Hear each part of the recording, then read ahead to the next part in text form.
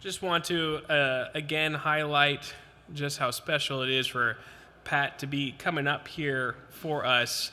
Um, I'm like Robert was mentioning about his service and in ministry, working with the Adventures and Missions program. He's influenced, really hundreds of missionaries throughout the world, and Annie and I being one of them, and many others that have come from here.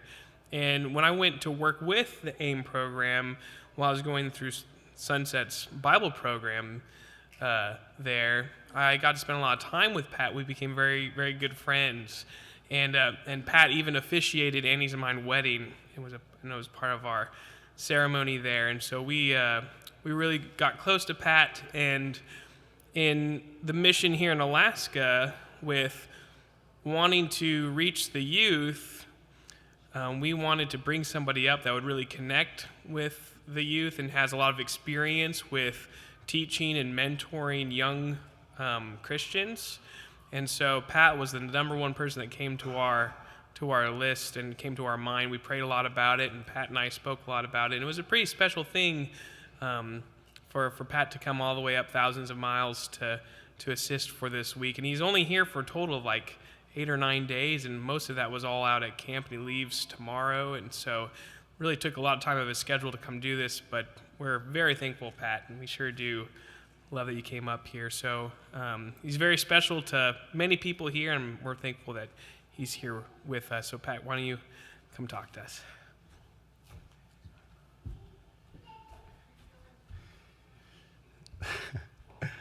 Well, I am extremely honored. I was here last Sunday, and I arrived as a welcome guest, and tomorrow I leave as a member of this family of the Churches of Christ in Alaska. And I was talking with Jennifer Gardner back there just a moment ago, and I'm not usually emotionally charged, but she was kind of asking how the week went, and I'll share some of that in a moment, some of the things that we did, but to say that I am grateful and humbled and inspired to be among your young people and among so many other faithful adults from around the state for the last week is an understatement.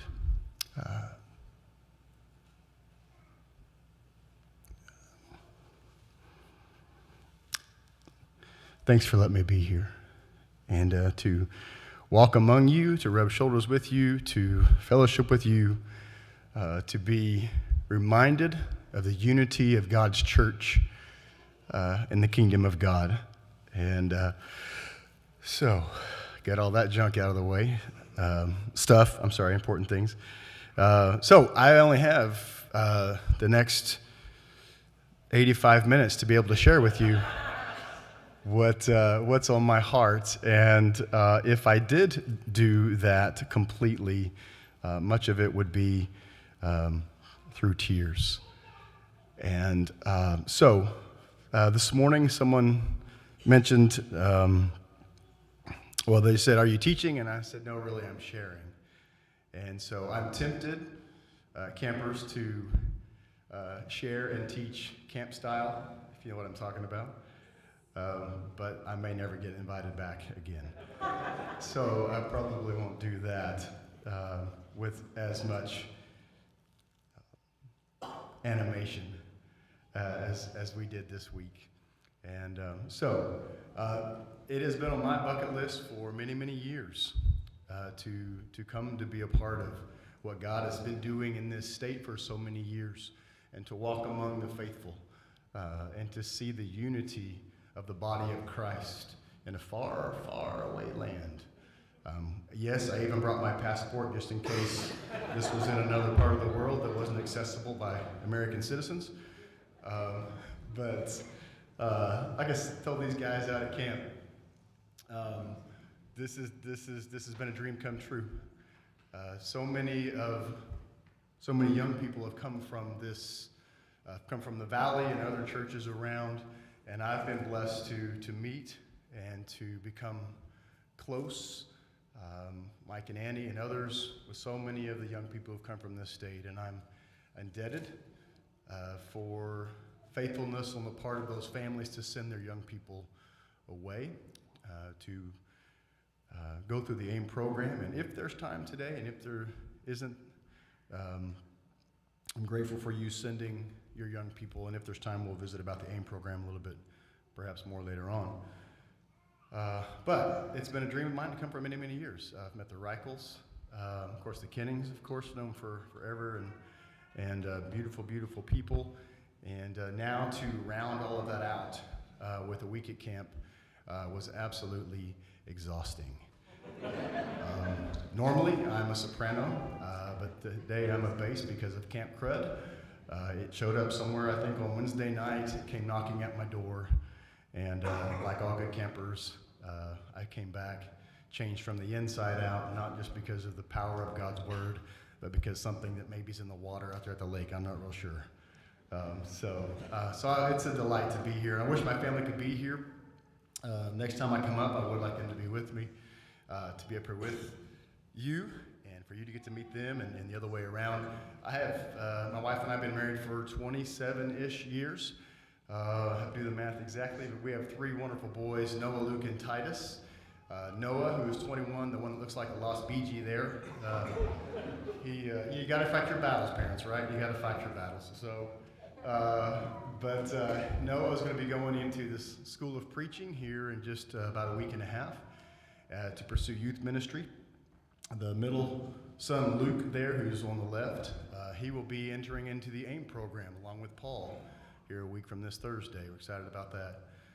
Then our youngest son, we've really been trying to give away, so if anybody was interested in a 15-year-old skateboarder who loves Jesus and sometimes wears pants, then you're welcome to have my phone number. So that's my family, and I may mention them a little bit later on if we talk about AIM. But anyway, my task this morning, my assignment is to briefly, in Reader's Digest format, to give us a snapshot of kind of how I was a part of what happened this last week at Senior Week.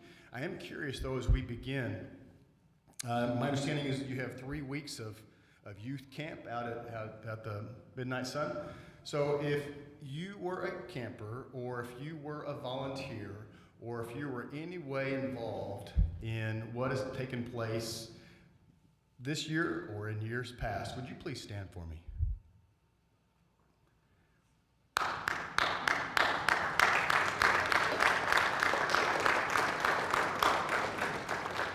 Thank you, thank you. You didn't have to applaud, that was really just from me, but my heart, I cannot begin to really explain adequately how full my heart is. And so many of us have been involved in so many aspects of blessing people's lives. And if I haven't said it once, hear me say it again, thank you.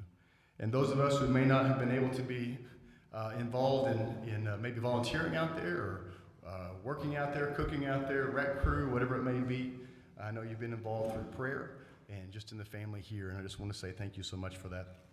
So, Mike called me a couple months ago and said, hey, would you be willing to think about coming up to Alaska? And of course I was willing to, but I'm not sure I could. And so we're able to make some adjustments, and super honored.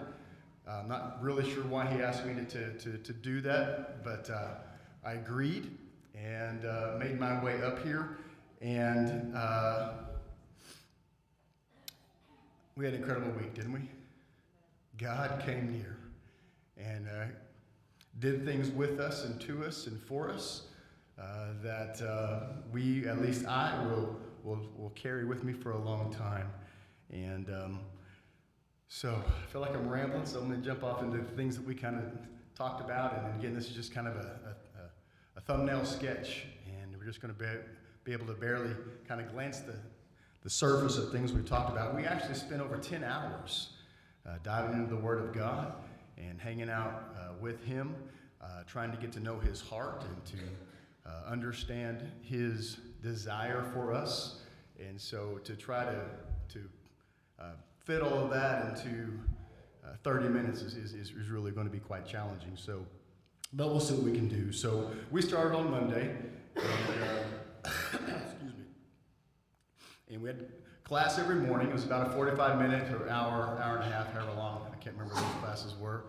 And then after that first class session, after that first 45 minutes to an hour, we would take a break for about 45 minutes, let these guys breathe a little bit, let me cool down, and kind of recoup.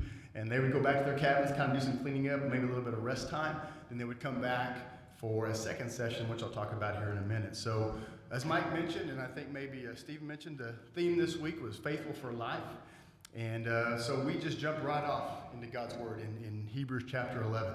We begin to kind of unpack what the Hebrew writer was wanting us to know, to be reminded of, and a way to live a faithful life for life. And so we talked about what that was, and we kind of put it in terms that for us may have been maybe a little more simple. And so we kind of came up with a little bit of a hand gesture that these guys could probably do right now. We talked about what faith was from Hebrews chapter 11. We kind of did it like this. Faith is not being able to see, but trusting the one who can. And so each morning we would kind of start with that little phrase. Faith is not being able to see, but trusting the one who can. And so that was kind of our launching point for kind of getting a foundation for faith from God's Word, but kind of getting our hands around it, where it was real to us. It wasn't just some biblical thing or concept, but it was real. We wanted to make it ours. Because you can't live faithful if you don't understand what faith is. And so one young man named Ozzy, where's he from, by the way? Anchorage, down in Anchorage. He got up and he helped us, and he put on a blindfold, did some kind of crazy stuff, and we tried to illustrate what faith is and how that can be lived out into our lives. And what we began to see is that faith is putting our full weight in what or whom we trust and believe. And that morning, we jumped right into the Word of God, and we went over to Luke chapter 5, and we looked at the story where Jesus calls his first apostles. And it's that story after Jesus was teaching, and he tells Peter to get out in the boat and then push back out into deep water. And we talked about the narrative of that story there where even though they've been fishing all night long, and even though it didn't make any sense, what Jesus asked Peter to do, he did it. It was the wrong time of day to fish. It was the wrong place to fish. But like we talked about, it was the right Jesus. It was the right Lord. And so you can see that the idea of fellowship is a practice of doing what Jesus suggests rather than taking the lead. Peter could have made all kinds of excuses. Jesus wasn't a professional fisherman. Peter was. But we talked about that if I am a follower of Jesus, I'm going to listen, obey, I'm going to confess him as Lord. And at the end of that story, you know that after Peter and the other guys pull those boats up onto the shore that are full of fish, Jesus says, you follow me. And that they left everything to follow him. They surrendered everything. They even left the blessings that Jesus had just blessed them with on the beach. So we talked about that idea of fellowship, which is kind of like this: listening and obeying the voice of Jesus. It's doing what he did, why he did it, because he did it, even when it doesn't make sense to me. Exactly what those guys did, and exactly what he's calling us to do. Why? Because we're disciples of Jesus who've surrendered our lives to him. And that was a pretty crazy morning, wasn't it? That was morning one, right? And we had some pretty neat, some pretty good times exploring this idea of fellowship. If I'm going to be faithful for life, I am a follower of Jesus because he's called me, and I'm going to give everything I've got to give to him because he's already given me everything. And so, as I mentioned, we had 2 classes in the morning. That first one there would be just kind of what I showed you there, and we'd spend about 45 minutes to an hour kind of unpacking that and trying to wrap our heads and our brains and our hearts around Jesus as he lived then, but also as he lives now. But then those campers would take a little break, and they would come back, and we'd have a little bit of a second session. And it wasn't so much of a teaching session from me standing up and teaching in front of them, but it was them getting back into the Word and let God work on them, and them spending some time alone and in some meditation and quiet time. So this is a little bit of an example of what we would do. For about 45 minutes during that second time, 45 minutes to an hour, they would group up in their cabins with their counselors, and we would give them these little slips of paper that generally had the same steps on them. They'd pray about what they were about to do. They would read some scripture, like this one here. You can see Matthew 16, Mark 10. And then the counselors would give them these little slips of paper that had journaling questions on there. And so this is from Monday. So you see everyone grab your journal, answer 3 questions, privately and silently. So the campers would kind of go by themselves, kind of separate from other folks, and they would get out their little spiral journals, or the ones that were made at Camp for us, and then they would begin to process with these questions. Because here's the thing is, sometimes, at least for me, I know that I can jump into God's Word, I can kind of look around, but until I really make it my own, and until I really process that in my brain, sometimes it stays up here and doesn't get all the way down here. So we wanted them to scoot back and to have a time to kind of reflect and struggle, maybe. Consider some of the things that we're talking about each morning that we had class. And so we put this up on the screen. We asked the question, how many of you guys are journalers, natural journalers, and how many of us were out there? I think there were nearly 50 of us campers, right? But maybe 60, 65 folks. I think out of a room of that many people, only 3 people raised their hand. And, irregardless, that if you look like the kids on the left, that when you think of journaling and spending time alone like that and reflecting on your thoughts, and you may look like that, but the majority of us really are like the little guys on the right there, right? But I gotta give a shout out to the campers. They were incredible. They didn't complain, they didn't whine, they didn't gripe. They just went off and did it. What that tells me is they're serious about knowing Jesus and following Him. And that really, really encouraged me. And I thank you guys for that. Tuesday, I got to roll through this super quick, just so you guys kind of know what these guys what we got to study and be a part of this week.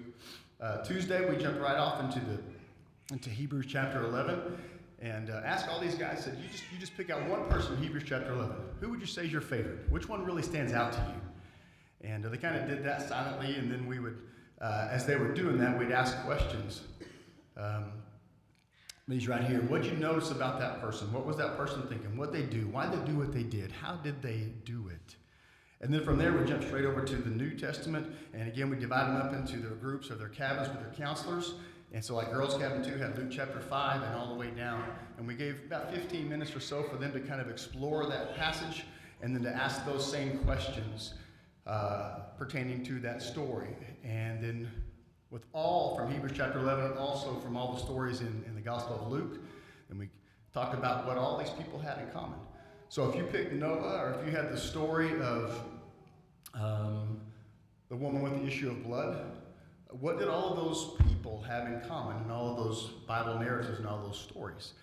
And many things, of course, one being that they all had faith, but what kind of faith? And so we explored this idea of having an active faith. I heard Robert mention that this morning, actually. But active faith, an energetic pursuit, pursuing something with energy and passion, enthusiasm. And so we spent a little bit of time, actually I mentioned the woman, the ailing woman, we'll spend a little bit of time in Mark chapter 5, kind of exploring that story a little bit more, and how she was moved to action from her faith. And we had this idea there too. This quote is a quote from Tim Mackey. I don't know if you've seen, it's free and it's on YouTube. It's called The Bible Project. It's an incredible teaching tool. And it's this group of scholars who have taken almost all the books of the Bible and they have put them kind of in a little cartoonish kind of a format. And they're excellently done. But anyway, one of the producers of that, his name's Tim Mackey, and here's what he had to say, and it really went along, I think, to expound on what we saw in the life of this woman. He says, faith is action that begins by thinking and then deciding of whether the one calling me to action is trustworthy or not. And if he is, then I respond in faithful obedience. And if you remember in that story of the alien woman, she says, she thought to herself, if I can just get to Jesus, then he can make me well. Well, that was her thought. And that's a good thought, and that's a true thought. But then she followed that thought up with action because she reached out. And sometimes, though, unfortunately, we talk a lot about our faith. And so we talk a good talk, but we're not walking the talk. And so we talked about the challenge then of this being true with us, that what we saw in that woman, what we saw in all the folks in Hebrews chapter 11, is they just didn't talk about it, they did something with it. And the challenge that we have, especially as young people, and I include myself in that because 51 is still young, right? Is that is our challenge as well, that we are passionately, energetically, actively pursuing Jesus Christ. We just don't think about it. We just don't show up on Sunday morning. We just don't go to the potlucks. We just don't have the necklace. We just don't have the bumper on the car. We've got Jesus in front of us and we're reaching out with everything we've got. We just don't think about it. We do it. We live it. And we share it, right? Part of being a follower of Jesus, honest, sometimes I get too comfortable in my faith. But God has called me, if I'm a follower of him, not only surrendering everything, but I'm actively pursuing him, but also bringing others with me to him. Because here's the bottom line, folks. Man, once you're a saved follower of Jesus, you don't get any savior. It's not what you do, it's what he did. We got to let other people know about that, right? So let's get busy. I'm starting to get excited here. I'm sorry, guys. I got to slow down. Hang on, let me slow down. Okay. Some of you are getting worried, like he thinks it's going to go crazy up here. And I might. And we did at camp, but that's okay because it's camp, and so I'll keep it calm, calmer here. But I think the challenge, not just for campers, young people, but for all of us, I like this quote here. Showing your faith isn't something you do a few times in your life. It's a lifestyle until you go home to heaven. And but especially for our young people, boy, they're pulled in so many different directions. There's so many voices and so many temptations and distractions, and that's difficult. But as an active, faithful disciple of Jesus, we want to walk the talk and we want to live out our faith. And so we discussed those dynamics, but not just conceptually, not just the challenge of sharing our faith, but then practically. And so we just very, very briefly talked about some of the spiritual disciplines, like prayer. You guys remember the video of the little girl citing Psalm 23? And then also just prayer, and then silence, solitude, meditation, contemplation, journaling, actually, that we got to be a part of, our spiritual disciplines. And so practical things that regardless of where we are in our faith walk and in that journey, that we can employ in our Christian walk to be faithful for life. And these guys did a super job of that. I got to tell you, knowing what I know about young people and having worked with them for many years now, especially in this area of slowing down, putting everything else aside, and contemplating what God asks of me, especially in the form of journaling, or just without a journal, but just processing, is countercultural. We always have to have something in front of us or something talking to us. And for these guys to lay that aside for a week, you'd have to ask them if that was a good thing for them or not. But what I really enjoyed to see was, especially as the days progressed, that my perception of their intensity and honesty of sitting down and processing and working through tough questions grew. And it was exciting to see. And I appreciated Matt Big Matt. Hickman. Okay, yeah, Hickman, okay. Appreciated Matt Hickman. He noticed that he walked up and goes, dude, he goes, what are these kids doing? I'm like, I don't know what's wrong. They're not supposed to, what they're not supposed to be doing. He goes, no, they're like doing it. And I'm like, what? And he goes, they're like doing the journal thing. Well, what was cool though is that Matt was doing the journal thing. And again, to me, that was like, he wasn't so important that he wasn't willing to do what all of us were doing. And man, what an example of faith. Did you guys even notice that Matt was doing those journaling questions along with? I love that, man. And again, he was walking the talk just like I think the Lord has encouraged us all to do. So I really appreciate you guys doing that, and I hope that it was very, very helpful. I pray that it would be. We also talked about, though, that in our faith we understand that sometimes this happens. We wake up in the morning, and sometimes we will have to make that choice of whether we're going to put on faith. And we know we're covered with Christ, so we understand that, but just that sometimes also that we choose fear. And that's largely based on circumstances that happen to us, or either choices that we make that put us in those places where we find ourselves in the storm that only Jesus can calm. And so it is a choice, and we have to decide about that. And we ask this question here: is the size of your faith important? And it's kind of somewhat of a trick question. Is the size of your faith important, or is the size of the one in whom you place your trust important? And the answer is yes. And Jesus would say it this way, that with faith the size of a mustard seed, nothing is impossible. And so we really tried to challenge the campers and all of us to have an active faith, and not just talk about it, but to live it. And not just to live it, but to share it. And do so in such a way that honors God and encourages those around us.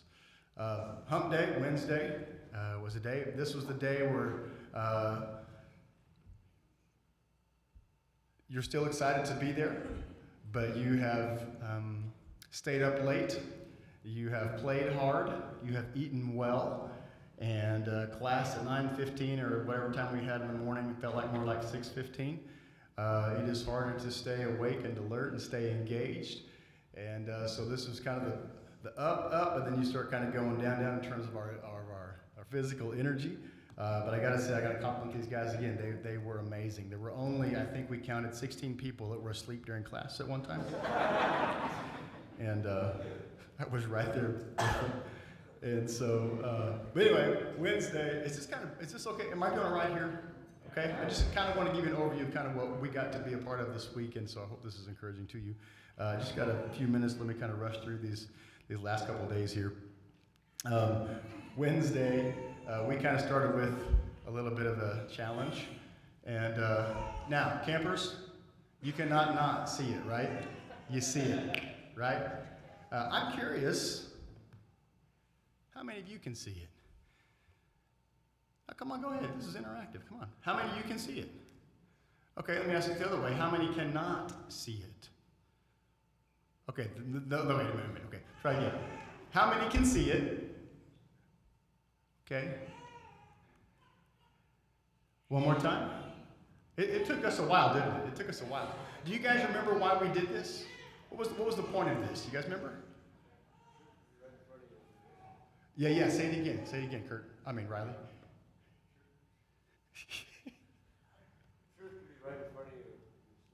Yeah, the truth can be right in front of you, you still can't see it, because there actually is a mistake here, and you may not be able to see it, but there is one.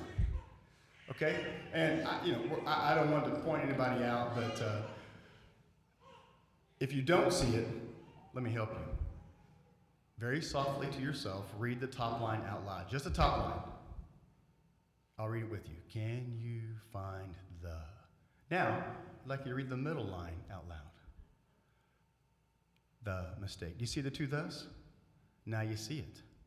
Okay, some of us didn't see it before. In fact, most of us didn't see it. But now that we see it, we know that it's there. And so sometimes, like Riley was saying, sometimes the truth is right in front of us and we just don't see it. And we need to be reminded, right, of truth. Not that this is but this is kind of cool. So that's kind of the way we started that morning. And so this day, we're really talking about all of our identity, distinguishing character or personality of an individual. And we used lots of different kinds of illustrations every single day to truly try to bring this down and help us to really wrap our heads and our hearts around it. And so we used a little video clip from the Toy Story series. You may remember that movie series. But in that, one of the movies there, Woody, the little toy doll, is stolen, and then he's cleaned up and restored. And in that process, they paint over the name on the bottom of his shoe. And in a little video that we saw that kind of went along with this to try to get us kind of emotionally engaged in the way that God feels about us.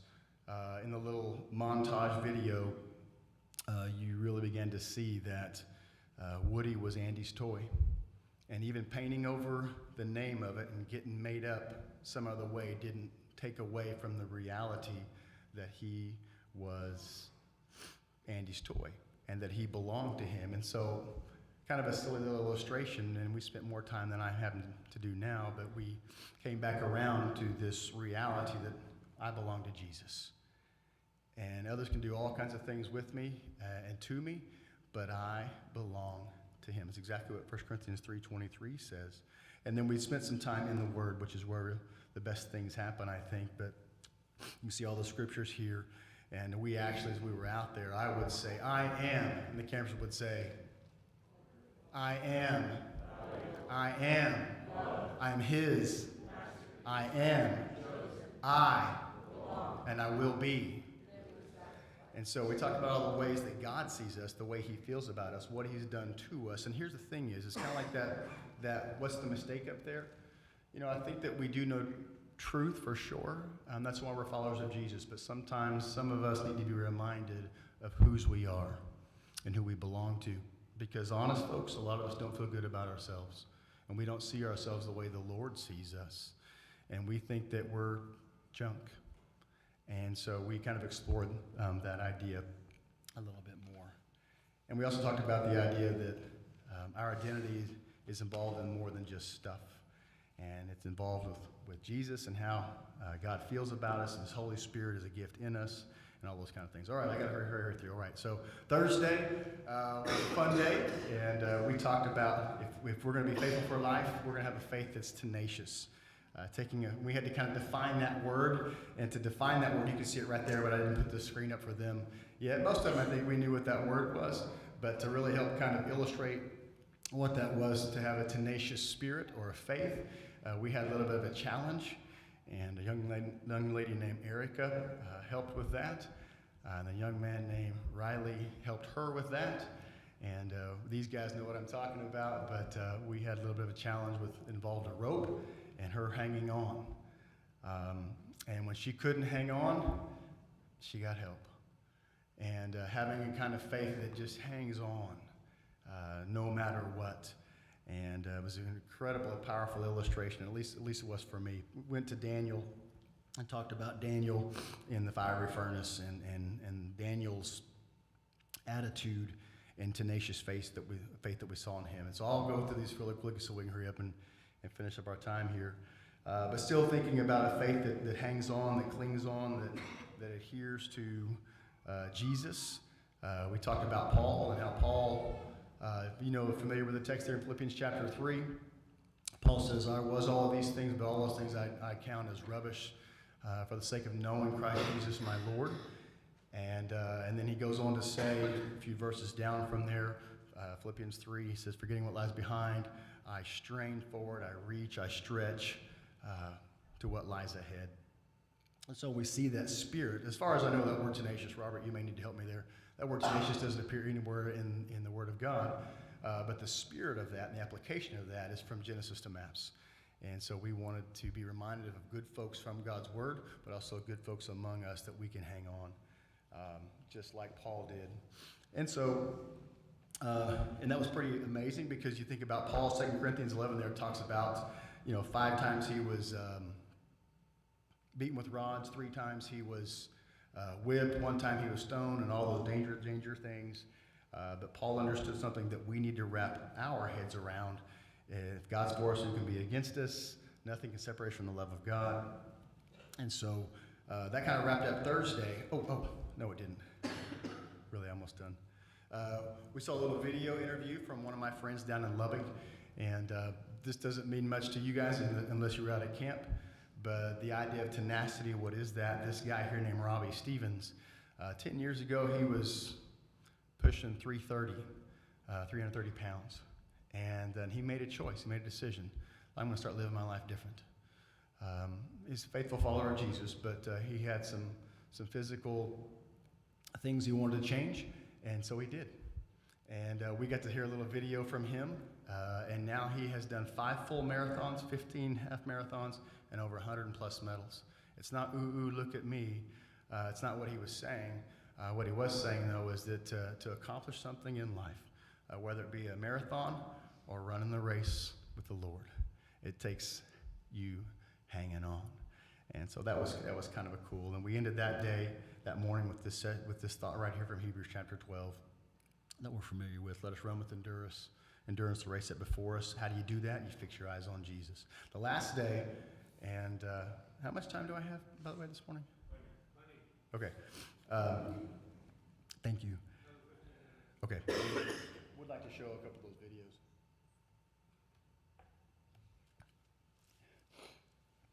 You know, it's not really fun having this camp crud. Any of you guys get that also? A little bit, the snifflies? Yeah, I know. It's like, I hate you, Satan. But I like the voice. I really do. In the beginning, God created the heavens and the earth. The earth was out form and void. I wish I could have that. Normally it's like, in the beginning, God created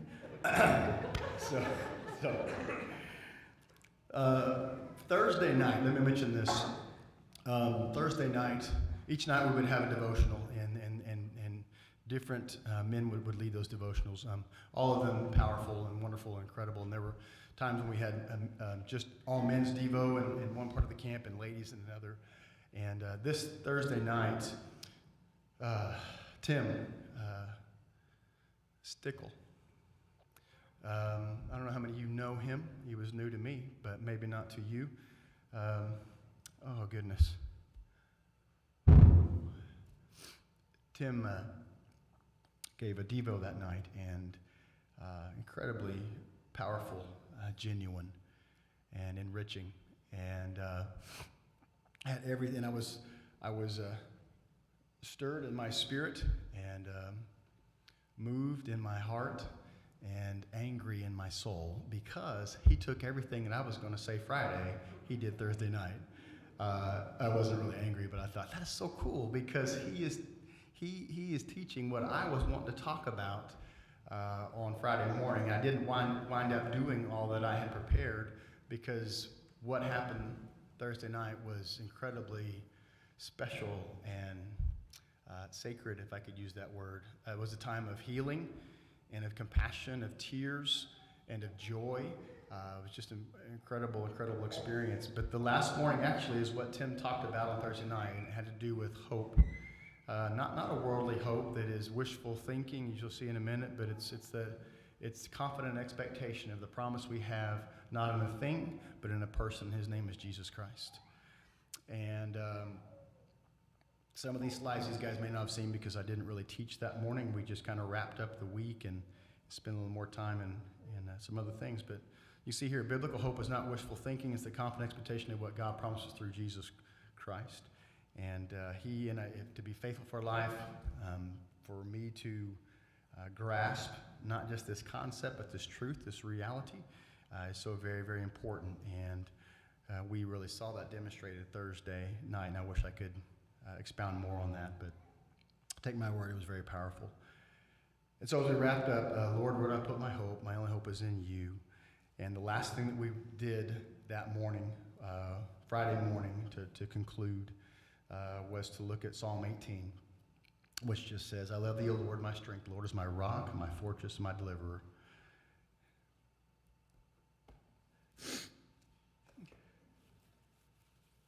Thank you. My God, my rock, in whom I take refuge, my shield and the horn of my salvation, my stronghold, and therefore I will call upon the Lord. So what we did was we took a moment, and we all went out through the camp, and with this verse, we all came back with a rock to take home with us a reminder of God's faithfulness and of our desire to have a faithful life lived unto him all the days of our life. And so we all went out and found a rock, and we all came back, and most of us, if not all of us, wrote on those rocks. Just a reminder, I put MSBC, Faithful for Life, 2K18. And I told these guys I'm going to take this thing back. And the blessings that God gave me this week of being a part of an incredible experience, but also being challenged by His Word and by what I saw in faithful folks in this place, I want to take back with me, and I do not want to forget that God is my rock. And so I'm going to set this rock in front of my computer where I work every day, and it's going to be a visible reminder, not only of truth of what we see in Psalm 18, but also of the beautiful blessing of God's body as we live each day to be faithful to Him. I am very, very proud of a few things. If God did any good thing in me this week, all glory and honor and praise to Him. I told these guys this, I felt like I received a whole lot more than I gave. And incredibly humbled. Three of my finest possessions I'll cherish for many, many years to come is my camp t-shirt and my buttons. And I am honored to be now a family member and a camper from Midnight Sun Bible Camp. So, all right, that wraps all that up, and you can see it all week long, whether they realized it or not. I had this master plan. I'm so creative and intelligent that we had a little acrostic. No, Fellowship, Active Identity, Tenacious, and Hope, and with the intent of helping all of us, campers, adults, teacher, preacher alike, to be reminded that God has called us to be faithful for life. So, anyway, that is kind of what we did all week long. Let me back up a little bit.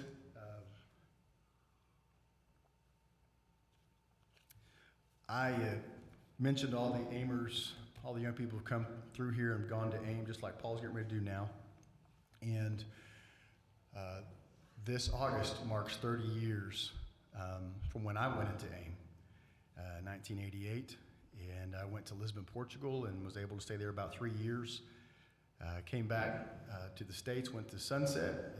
Wife and I got married. She was in the AIM class after me, and we got married after AIM. And that's right. And we went through the School of Preaching, got our degrees at Tech, LCU, and then we went to Guadalajara, Mexico for a little over 5 years, where God just really grew us as we attempted to serve Him in that place.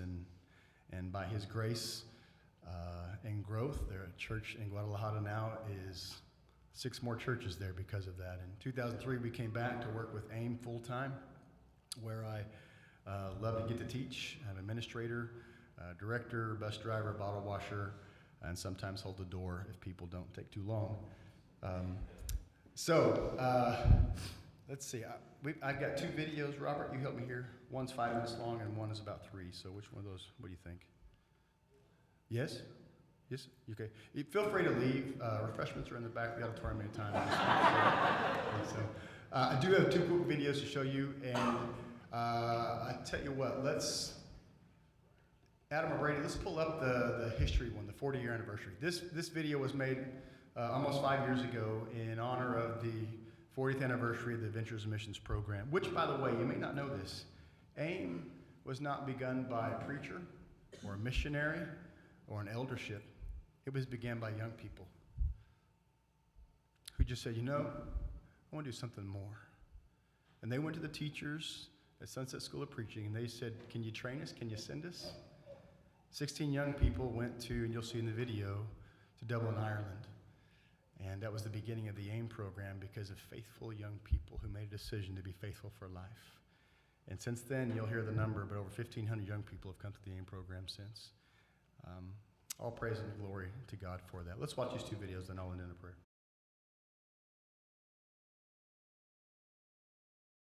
First of all, I have a dream that sometime in the future, in the churches of Jesus Christ, there's going to be a certain brand of young adults that are going to rise up. And these thousands of young adults are going to go all over the world into various nations preaching and teaching the gospel of Jesus Christ. Probably they will go to countries such as Australia and Ireland, New Guinea and South Africa, New Zealand, Zambia and India, Japan, Rhodesia, Angola, into Scotland, China, Russia, and Hong Kong. Probably this all will be told to their children. They'll sit down and share with their children how God blessed them, how they ventured, not having very much, but having a deep faith in Almighty God. They will sit down and tell their children how they went out on an adventure for Jesus Christ, how these people have become their greatest friends. And if this day should ever come, think of all the probable accomplishments that they would have, because young adults decided to venture and to take the gospel to the whole world. I sang to the people in Russia as they were searching for the truth. Their eyes were so cold and empty, from the elders to the youth. What a privilege I had to carry the joy of the God we love. And I sang of the Christ, His compassionate life, of a home He's prepared above, and they prayed. In 1973, young people responded to a missionary's plea for help because he asked. 40 years ago, did those first 16 young people know what they were getting into? Did they know who would listen to their message? Did they know others were watching? Did they know that 40 years later, young men and women would continue to follow their lead? The AIM program has made great changes over the years as various directors and staff have refined it. Today, students spend approximately 600 hours in the classroom, as well as numerous hands-on training assignments before being sent out to their mission fields. Since 1973, 1,400 young people have come to AIM and have gone into 47 nations, as well as numerous sites in this country. Throughout Scripture, God often used the unlikely or unqualified in the world's eyes to accomplish the significance. Each year, AIM students share their top 3 reasons for coming, and each year they're the same: to know their Bible better, to have a closer relationship with God, and to build more confidence in teaching someone.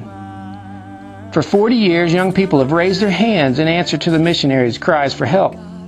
They have walked by faith and taken huge risks.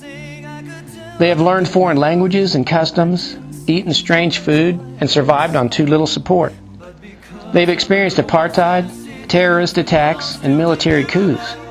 They've endured swine flu epidemics, poor healthcare facilities, and earthquakes. They've watched, helpless from afar, attacks on our own country. They've seen changes back home with families and home congregations. They've missed weddings, births, and funerals. They've returned from home, to learn the limits of those who have not seen what they've seen, and they've struggled with that. Today's missionaries are still asking for help, and young people continue to raise their hands and answer the call. Today, AIM continues to be healthy and strong. Only God knows the eternal impact that hundreds and hundreds of young AIM students have made over the past 40 years.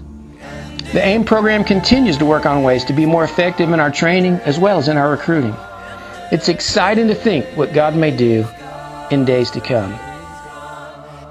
I wish to God in the Church of Jesus Christ that we had the same kind of vision to look at the nations and to see the need of the nations. But not only that, to realize that God has placed within our hands young lives who have the capabilities and who have the willingness, and with direction and with training and with guidance, they're able to go into all the world. Probably in days to come, this is what these nations will say to us: thank you for sending your sons and daughters with the gospel. Brethren, let's see the potential that God has put in our young people.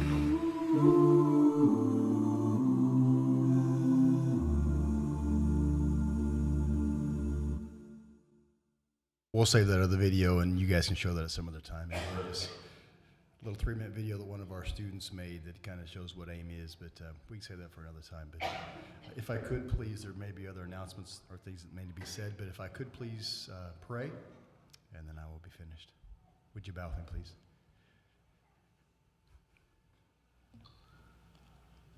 Father, I've been incredibly encouraged and so inspired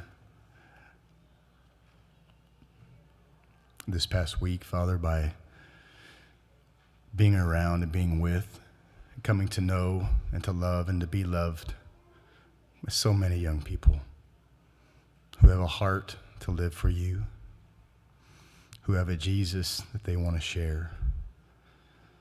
Father, I've been overwhelmed by the unity of your body here in Alaska. This is the way the kingdom was meant to be. Father, thank you for reminding me and for growing me and stretching me. I'm the blessing of, Father, of getting to walk along beside these faithful Christians.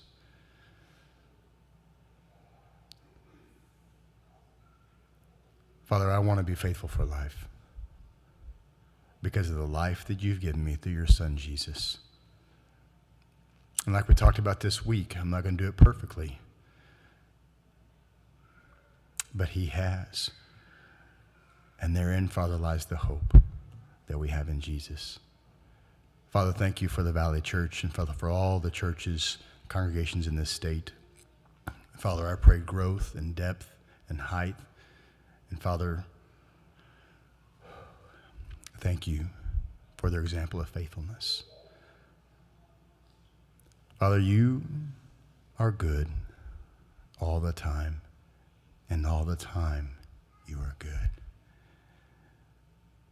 Thank you, Father, for this last week of camp, for the week before and the week before that. Father, thank you for this faithful congregation. Father, most of all, thank you for Jesus. All glory and honor and praise to the King of Kings and Lord of Lords. In his name we pray. Amen.